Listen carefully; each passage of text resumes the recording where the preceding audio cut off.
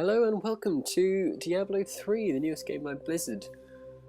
I'm just going to go overview some footage. So first of all, we'll look through the classes. First of all, Barbarian here is a sort of melee class that is based on power, and you get male and female obviously with each of these classes, and they use physical attacks. Mainly, you've got Demon Hunter next, which combines Diablo 2's Amazon and Assassin classes.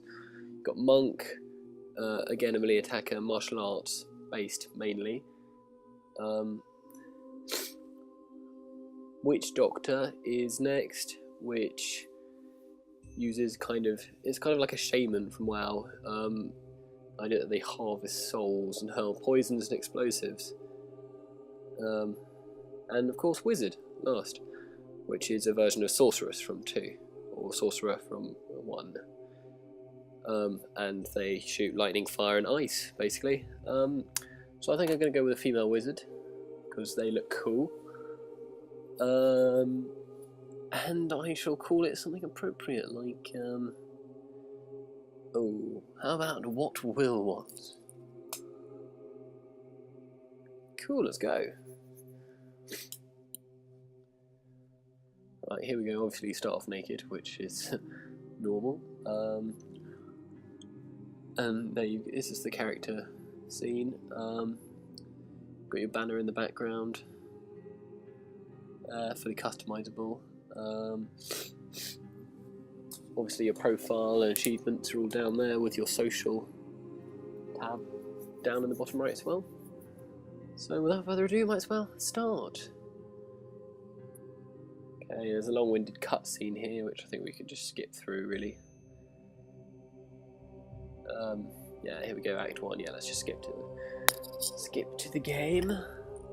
Right, here we are. Now it's an overhead view, Blizzard using the new 3D Havoc engine to make this game. It's the old click to move. You've got your health and your arcane power on a wizard, and your 2 basic attacks to start with, which is sort of a lightning bolt type thing, and you've got to just cast spell with a wand, and obviously you get more abilities as you level up. Diablo 3 has obviously been anticipated for quite a long time, with beta's been out for a while. This part of the gameplay has been seen before. The questing experience is much more interactive in the way that actually I think Warcraft should probably copy, because it's quite dynamic in a way, which is one thing Blizzard's done quite well. As you can see, there's a crow flying past. The world all seems quite interactive. Oh, here we go, fast enemy. Obviously you click to attack, or right click to use the other attack. Helpful tooltips pop up everywhere when you first play. It's a bit of a tutorial.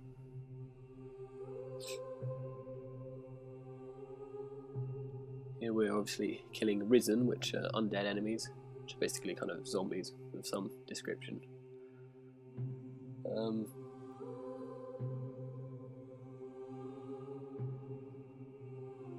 There's obviously going to be a lot of heavy coverage across YouTube of this, so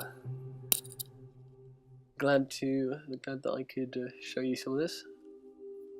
There's obviously, you keep walking on the path. There's a big cutscene at the start of Diablo when you first start it up for the first time, which kind of gives you a bit of the lore, and also when you're installing it, there's a whole story which kind of gives you the story up to date.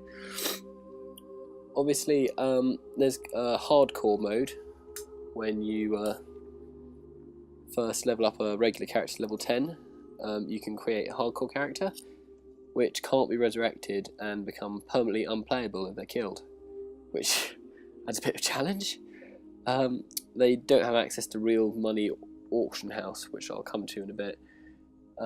It's intended for experienced players who enjoy the additional thrill of having only single virtual life. They're separately ranked, and after they die they can still chat, but they can't return to game.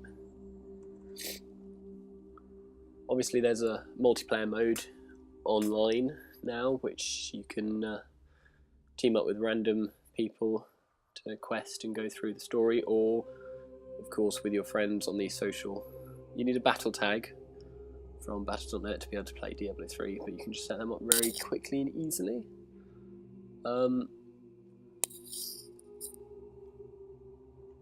Also, gold and artisans and all your skills are all shared between your class characters. In fact, I think I'll have a look here. There's a vendor just here. No, this healer first of all, who gives you a blessing, which heals you. So you can see I'm a bit down on health from a previous encounter. You just receive a blessing and heals you right up, which is useful.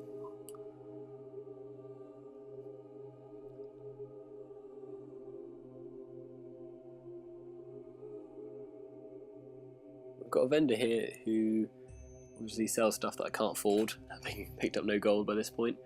But on the right you've got a good look at the inventory here, which shows you all your bag spaces and where on your character where different armour slots can go. As I say, your gold shared between your characters, and that's why the auction house is actually not within the game but on the menu.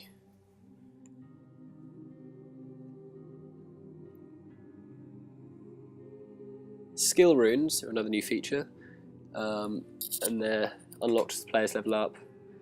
They're not quite like socketable runes in Diablo 2 because they're not items, but they're options for enhancing skills, which kind of completely changed the gameplay,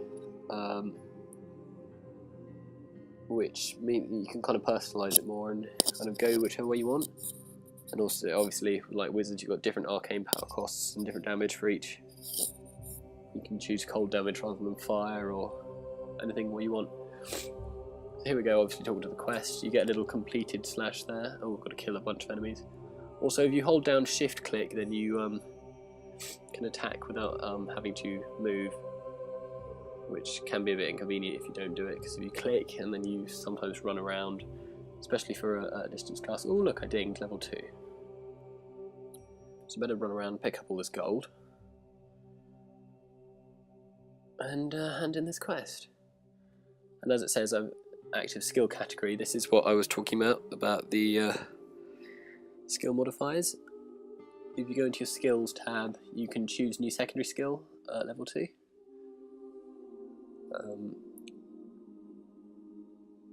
Which will replace the stereotypical one cast here.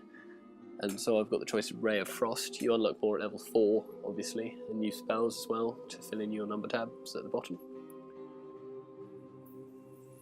So if you accept Ray of Frost, that's all you can do at level 2 for now, and keep leveling up and keep getting skills. The gameplay is very interactive, it's very fun. Blizzard have actually got this one just about bang on right, I think. Okay, now if we have a bit of a look at the auction house, which I mentioned earlier, you've got a general auction house layout, but as I say, it's out on the menu screen, so it's 4 axes for all your characters. You can choose, and as your gold shared, you've got your search, sell, auctions, and completed tab. Completed showing obviously your completed auctions.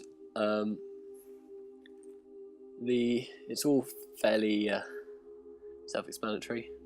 If you search, for example, gems here, you select the quality of the gem,